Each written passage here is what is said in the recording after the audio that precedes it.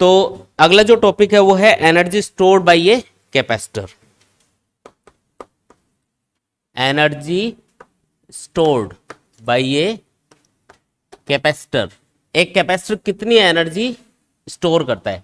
भाई अभी तक हम जैसे बात कर रहे थे कि एक कैपेसिटर एनर्जी स्टोर करता है, जब उसको चार्ज करते हैं तो वो कुछ एनर्जी स्टोर कर लेता है और उस एनर्जी को जब हमें सर्किट में जरूरत हो तब हम यूज कर सकते हैं। तो एक कैपेसिटर कितनी एनर्जी स्टोर करता होगा, उसका क्या फॉर्मूला रहेगा? जैसे आपने एक कैपेसिटर को चार्ज किया V वोल्ट तक आपने उसको चार्ज कर लिया, उस पर चार्ज आ चुका है Q, उसका कैपेसिटेंस है C, तो उसने कितनी एनर्जी स्टोर कर रखी होगी वो हमें कैलकुलेट करना है। तो इसके लिए देखो सबसे पहले हम क्या करेंगे, एक कैपेसिटर यहाँ पे कंसिडर कर लेते हैं। ये कैपेसिटर की अपर प्लेट है, ये लोअर प्लेट हो गई, और इन दोनों को हमने एक बैटरी से कनेक्ट किया हुआ है। किससे कनेक्ट किया हुआ है? एक बैटरी से कनेक्ट कर दिया जिसका वोल्टेज है V। शुरुआत में इस कैपेसिटर के ऊपर कोई चार्ज नहीं है, चार्ज की वैल्यू क्या है? 0। शुरुआत में ये डिस्चार्ज कैपेसिटर है, इसको बोलते हैं डिस्चार्ज, ये डिस्चार्ज है पूरा, इस पर कोई चार्ज नहीं है। लेकिन जैसे आप इसको बैटरी से कनेक्ट करोगे आप क्या देखोगे कि ये वाले जो बैटरी का ये वाला जो टर्मिनल है पॉजिटिव, ये हाई पोटेंशियल पे होगा, और ये वाली जो प्लेट है इसका पोटेंशियल 0 होगा। और दो ऐसे पॉइंट्स को आपने अगर वायर से कनेक्ट कर दिया जिनका पोटेंशियल अलग अलग है तो उनके बीच में चार्ज फ्लो होना स्टार्ट हो जाता है। और कब तक फ्लो होता रहता है? जब तक दोनों का पोटेंशियल सेम नहीं होता। तो यहां से कुछ पॉजिटिव चार्ज इस प्लेट के ऊपर ट्रांसफर होना स्टार्ट हो जाएगा। ठीक है, अब मान लेते हैं कि वो चार्ज छोटे छोटे क्वांटिटीज की फॉर्म में जा रहा है। कैसे जा रहा है? ठीक है, वो छोटी छोटी, ये मान लो पर्सन है और ये क्या कर रहा है, छोटा छोटा चार्ज लेके जा रहा है आगे। ठीक है, तो कितना कितना चार्ज लेके जा रहा है, ये इधर से इधर चार्ज जा रहा है। इसके पास चार्ज है DQ, ये DQ करके चार्ज को स्टोर कर रहा है। मतलब ये आता है इधर से चार्ज लेके, इस पर DQ चार्ज छोड़ के जाता है, फिर वापस जाता है, फिर DQ चार्ज लेके आता है, फिर इसके ऊपर छोड़ के आता है। इस तरीके से ये इसको चार्ज कर रहा है, ऐसा मान लो आप।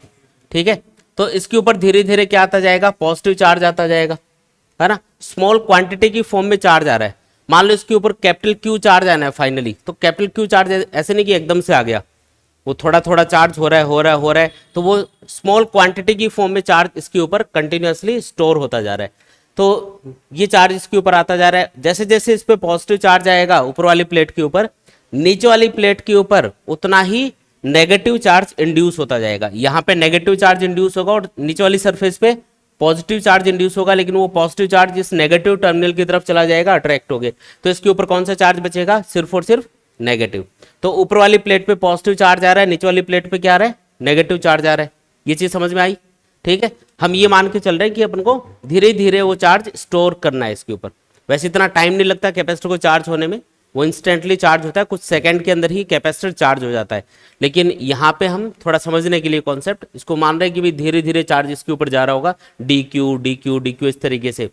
अब देखो जब ये पहला DQ चार्ज छोड़ के आया होगा यहाँ पे, तो इसको कोई परेशानी नहीं हुई कि यहाँ पे कोई चार्ज नहीं था, आराम से ये DQ चार्ज वहां पे छोड़ के आ गया। लेकिन ये वापस गया, फिर और DQ चार्ज लेके आया बैटरी से। जब ये यहाँ पे लाके उस DQ चार्ज को स्टोर करने की कोशिश करेगा, तो पहले से जो चार्ज यहाँ पे बैठा होगा, DQ चार्ज जो पहले इसने छोड़ दिया था यहाँ पे लाके, वो क्या करेगा, इस आने वाले नए चार्ज को रिपेल करेगा। तो इस रिपल्शन के अपोजिट इस चार्ज को यहाँ पे स्टोर करने के लिए इसको कुछ वर्क करना पड़ेगा। ये एक सिंबल है, बाकी वर्क कौन कर रहा है यहाँ पे? बैटरी कर रही है। बैटरी क्या कर रही है? यहाँ पे चार्ज को स्टोर करने के लिए कुछ वर्क करेगी। मान लो फिर ये DQ चार्ज यहाँ पे छोड़ के आ जाता है, फिर ये वापस आता है, अगला DQ चार्ज लेके जाता है। तो अब पहले से DQ और DQ चार्ज बैठे हैं वहां पे, तो वो और ज्यादा रिपेल करेंगे आने वाले नए चार्ज को, तो इसको और वर्क करना पड़ेगा। तो आप क्या देख रहे हो, कंटिन्यूअसली जैसे जैसे ये चार्ज को स्टोर कर रहा है, इस बैटरी को या इस पर्सन को मान लो, इसको ज्यादा ज्यादा और ज्यादा वर्क करना पड़ रहा है। और आपको पता है कि जो पोटेंशियल एनर्जी है उसका एक सिंपल सा कॉन्सेप्ट होता है कि सिस्टम पे आप जो भी वर्क करते हो वो सिस्टम के अंदर पोटेंशियल एनर्जी की फॉर्म में स्टोर होता है। इसका मतलब जो भी वर्क बैटरी कर रही है यहाँ से जो भी चार्ज को लाके वहां पे स्टोर करने में जो वर्क किया जा रहा है, वो कंटिन्यूअसली किसकी फॉर्म में स्टोर होता जा रहा है? यहाँ पे इलेक्ट्रोस्टैटिक पोटेंशियल एनर्जी की फॉर्म में स्टोर होता जा रहा है। वो दिखेगा कहाँ पे? तो वो इसलिए वो यहाँ पे दिखेगा, जैसे ये देखो पॉजिटिवली चार्ज प्लेट है, ये नेगेटिवली चार्ज प्लेट है, और इन दोनों प्लेट्स के बीच में क्या रहेगा? एक इलेक्ट्रिक फील्ड सेटअप होता जाएगा। ये जैसे जैसे चार्ज हो रही है ना प्लेट्स, वैसे वैसे क्या हो रहा है, यहाँ पे पॉजिटिव यहाँ पे नेगेटिव चार्ज बढ़ता जा रहा है, और ये बढ़ेगा तो यहाँ पे इनके बीच में जो इलेक्ट्रिक फील्ड है ये भी कंटिन्यूअसली क्या होगा? इंक्रीज होगा। अगर इलेक्ट्रिक फील्ड इंक्रीज होगा तो जहां पे इलेक्ट्रिक फील्ड होता है वहां पे इलेक्ट्रोस्टैटिक पोटेंशियल एनर्जी भी होती है, यानी कि कंटिन्यूअसली यहाँ पे एनर्जी इंक्रीज होती जा रही है। अभी कैलकुलेट करेंगे वो एनर्जी कितनी है। तो ये वाली सिचुएशन चल रही है, अभी चार्ज वहां पे लेके जा रहा है, ये बैटरी से चार्ज लिया वहां पे स्टोर कर रहा है, इसको वर्क करना पड़ रहा है। अब मैं ये कैलकुलेट करना चाह रहा हूं कि कितना वर्क इसको करना पड़ रहा होगा। किसी इंस्टेंट पे अपन ने चेक किया तो मैंने क्या देखा कि यहाँ पे ऊपर वाली प्लेट के ऊपर प्लस क्यू चार्ज आ चुका है, अभी नीचे वाली प्लेट पे माइनस क्यू चार्ज आ चुका है, और इस मतलब इस चार्ज की वजह से इन दोनों प्लेट्स के बीच में एक पोटेंशियल डिफरेंस भी डेवलप हो गया है, वो मान लेते हैं स्मॉल वी। अभी पूरा चार्ज नहीं है कैपेसिटर, तो मैं स्मॉल वी कंसिडर कर रहा हूँ। ये वाला जो कैपिटल वी है ये है टोटल पोटेंशियल डिफरेंस, जितने वोल्टेज तक कैपेसिटर को चार्ज होना है। मान लो ये 10 वोल्ट है, तो अभी ये 10 वोल्ट तक चार्ज नहीं है, अभी ये मान लो 2 वोल्ट तक चार्ज हुआ, तो ये स्मॉल वी क्या है 2 वोल्ट है, कैपिटल वी क्या है 10 वोल्ट है, 10 वोल्ट तक चार्ज होगा फाइनली ये। लेकिन अभी हमने बीच में चेक किया है तो ये V वोल्ट तक चार्ज मिला हमको। अब ये V कितना होगा, तो कैपेसिटर के लिए याद करो फॉर्मूला क्या होता है, V equals to Q by C. Charge कितना आ चुका है प्लेट्स के ऊपर Q, और कैपेसिटेंस इसका C मान लो, तो ये पोटेंशियल डिफरेंस कैपेसिटर की दोनों प्लेट्स के बीच में अभी आपको देखने को मिलेगा। ठीक है, अब मुझे ये कैलकुलेट करना है कि अब मैं इस इंस्टेंट पे जब ये DQ चार्ज ले जाके यहाँ पे स्टोर करूंगा तो मुझे कितना वर्क एक्सटर्नली करना पड़ेगा। अब आपको इन दोनों प्लेट्स के बीच का पोटेंशियल डिफरेंस पता चल गया, V equals to Q by C, और आपको ये भी पता है कि आप DQ चार्ज लेके जा रहे हो, और आपको ये कैलकुलेट करना है कि कितना वर्क करना पड़ेगा। तो याद करो इन तीनों में कोई रिलेशन होता है क्या, याद करो, बताओ, ऐसा कुछ फॉर्मूला पढ़ा था? अगर कोई भी दो पॉइंट्स ऐसे हैं जिनके बीच का पोटेंशियल डिफरेंस है VB माइनस VA, तो उनके बीच में जब आप Q चार्ज को मूव करोगे तो उसके लिए जो वर्क करना पड़ेगा WAB, उन तीनों में ये रिलेशन होता है ना, work upon charge equals to potential difference between the points. यहाँ पे इन दोनों पॉइंट्स के बीच में या इन दोनों प्लेट्स के बीच में पोटेंशियल डिफरेंस कितना है V, तो उसको मैं एक बार V लिख देता हूँ, चलो वैल्यू पुट करेंगे बाद में। WAB की जगह आएगा DW। DW क्यों भाई, क्योंकि स्मॉल चार्ज स्टोर कर रहे हो तो स्मॉल वर्क करना पड़ेगा, बड़ा चार्ज स्टोर करते तो बड़ा वर्क करना पड़ता। Q कितना है जो स्टोर होने जा रहा है, DQ। ये चीज समझ में आई क्या? इसी इक्वेशन को आप ऐसे लिख सकते हो। ठीक, अब मैं क्या कर रहा हूँ, DW कैलकुलेट करने की कोशिश कर रहा हूँ, तो DW इक्वल्स टू होगा V इंटू DQ। V की वैल्यू पुट कर देते हैं वहां से, Q by C into DQ। तो ये वो वर्क आ गया जो इस इंस्टेंट पे ये जो DQ चार्ज स्टोर करने जा रहे हैं इसको करना पड़ेगा। अब मान लो ये कैपेसिटर पूरा चार्ज करना है अपन को, जीरो से लेके कैपिटल Q तक चार्ज आना है इसके ऊपर। ये तो कुछ इंटरमीडिएट चार्ज है, मतलब फाइनल चार्ज नहीं है। फाइनल चार्ज होगा कैपिटल Q, इस पे होगा माइनस कैपिटल Q। हमको ये कैलकुलेट करना है कि कैपेसिटर को जीरो से कैपिटल Q तक चार्ज को स्टोर करने में टोटल कितना वर्क करना पड़ेगा। तो टोटल वर्क के लिए क्या करेंगे अपन, इसका इंटीग्रेशन करेंगे। अच्छा, इंटीग्रेशन ही क्यों, क्योंकि आप छोटी छोटी DQ ये जो चार्ज स्टोर कर रहे हो ना, ये ऐसे इनफाइनाइट पोर्शन होंगे। जो टोटल चार्ज है उसको इनफाइनाइट छोटे छोटे एलिमेंट्स में आपने डिवाइड कर रखा है, और हर एक एलिमेंट के लिए आपको इतना वर्क करना पड़ रहा है। तो ऐसे इनफाइनाइट एलिमेंट्स के लिए जो टोटल वर्क होगा उसको कैलकुलेट करने के लिए क्या करेंगे, इंटीग्रेशन मेथड यूज करेंगे। इनफाइनाइट चीजों के एडिशन के लिए क्या किया जाता है, हमेशा इंटीग्रेशन। तो इनफाइनाइट स्मॉल वर्क होंगे जिनको ऐड करना है। अच्छा, लिमिट क्या लगाओगे, तो जीरो से लेके कैपिटल Q तक चार्ज को स्टोर होना है इसके ऊपर, तो जीरो से कैपिटल Q की लिमिट लगेगी। ठीक है, DW का इंटीग्रेशन क्या होता है, W यानी टोटल वर्क Q। अच्छा, ये C तो यहाँ पे कांस्टेंट है, कैपेसिटेंस ऑफ ए कैपेसिटर क्या होता है, कांस्टेंट वैल्यू होती है। Q यहाँ पे क्या है, Q है एक वेरिएबल। Q को वेरिएबल क्यों बोला, क्योंकि जैसे जैसे कैपेसिटर चार्ज हो रहा है आप क्या देख रहे हो, Q की वैल्यू कंटिन्यूअसली इंक्रीज हो रही है। ये स्मॉल q क्या हो रहा है, कंटिन्यूअसली इंक्रीज हो रहा है। इसका मतलब Q क्या है, यहाँ पे वेरिएबल है, तो इसका इंटीग्रेशन होगा। Q का इंटीग्रेशन क्या होगा, तो ये होगा Q स्क्वायर बाई 2। भाई Q की पावर यहाँ पे 1 है, और x पावर n का इंटीग्रेशन क्या होता है, x power n plus 1 upon n plus 1। तो इसका क्या होगा, Q की पावर 1 प्लस 1 यानी 2 अपॉन 1 प्लस 1 यानी 2। ये आएगा Q स्क्वायर बाई 2। लिमिट क्या है, जीरो से कैपिटल Q। वर्क कितना होगा बताओ, अपर लिमिट पुट करोगे तो ये बनेगा capital Q square by 2। Lower limit पे क्या बनेगा, 0। तो आंसर क्या आएगा, 1/2 Q स्क्वायर बाई C। तो ये है वो टोटल वर्क जो हमको कैपेसिटर को कैपिटल क्यू चार्ज तक मतलब चार्ज करने में करना पड़ेगा। अगर इसको कैपिटल क्यू चार्ज देना है कैपेसिटर को तो टोटल कितना वर्क किया जाएगा? वर्क होगा 1/2 Q square by C.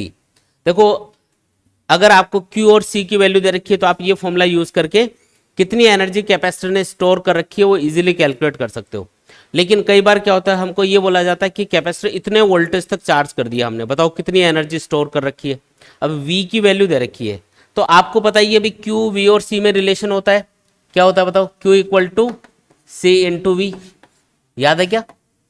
Q equal to क्या होता है? C into V. तो ये रिलेशन यूज कर लोगे, Q की जगह C इंटू वी पुट करो, क्या आएगा? ये आएगा C square V square upon C, यानी एक C कैंसिल। आंसर क्या आएगा? W equals to half CV square बन जाएगा फॉर्मूला। तो C और V दे रखा है तो ये फॉर्मूला यूज कर लेना।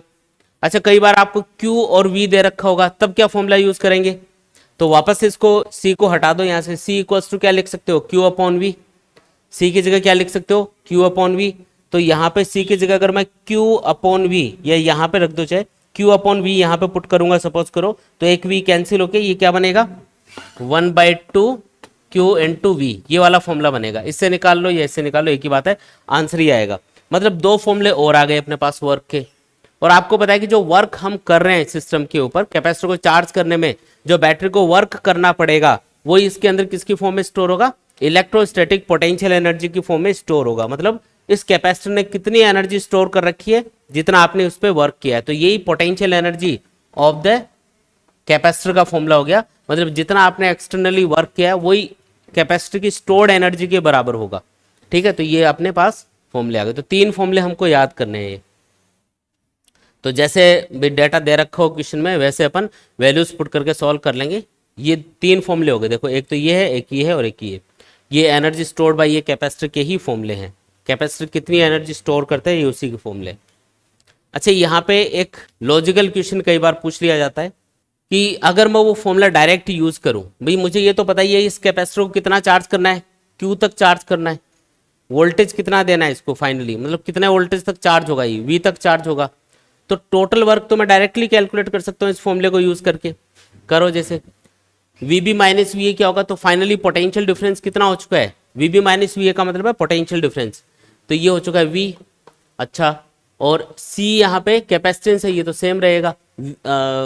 अच्छा इस फॉर्मूले को यूज कर रहा हूँ तो फॉर्मूला क्या बनेगा? इस फॉर्मूले को नहीं, इसको, हाँ ये मैंने यहाँ पे गलत पुट कर दिया। इसकी जगह तो आ गया V, इसकी जगह क्या आएगा? टोटल वर्क, इसको मैंने W लिख दिया। और Q की जगह क्या आएगा? तो टोटल कितना चार्ज स्टोर कर रहे हो, कैपिटल Q, तो टोटल वर्क कितना आया? Q इंटू V के बराबर है। लेकिन जब आप ये सॉल्व कर रहे हो, ध्यान से देखो इस डेरिवेशन को, जब आपने सॉल्व किया तो आंसर क्या निकल के आया? Q और V के टर्म्स में half Q into V, Q into V नहीं आया। तो ये जो हाफ वर्क है वही यहाँ पे जाके स्टोर हुआ, तो ये हाफ वर्क कहाँ पे गया फिर? भाई इसका मतलब ये है कि जो बैटरी को टोटल एनर्जी खर्च करनी पड़ी, टोटल वर्क जो बैटरी को करना पड़ा वो है Q इंटू वी।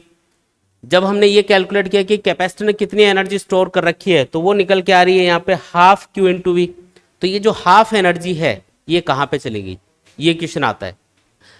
देखो इसका आंसर ये है कि जब ये चार्ज यहाँ से यहाँ तक जा रहा होगा तो इस वायर के अंदर एक करंट फ्लो होगा। जब भी चार्ज मूव करता है तो उससे करंट प्रोड्यूस होता है, और इस वायर का कुछ ना कुछ रेजिस्टेंस भी होगा। मेटल्स का क्या होता है, कुछ ना कुछ, या किसी भी मटेरियल का कुछ ना कुछ रेजिस्टेंस होता है। तो इस मटेरियल से जब ये चार्ज फ्लो हुआ होगा, जब ये करंट फ्लो हुआ होगा इस कैपेसिटर को चार्ज करने के लिए, तो यहाँ पे रेजिस्टेंस की वजह से हीट प्रोड्यूस होगी, और वो जो हीट एनर्जी है वो उसी वर्क का एक पार्ट है जो बैटरी को टोटल करना पड़ेगा। बैटरी ने जो टोटल वर्क यहाँ से यहाँ तक चार्ज को स्टोर करने में किया है उसका हाफ पार्ट हीट की फॉर्म में यहाँ पे लॉस्ट हो गया, मतलब हीट की फॉर्म में चला गया।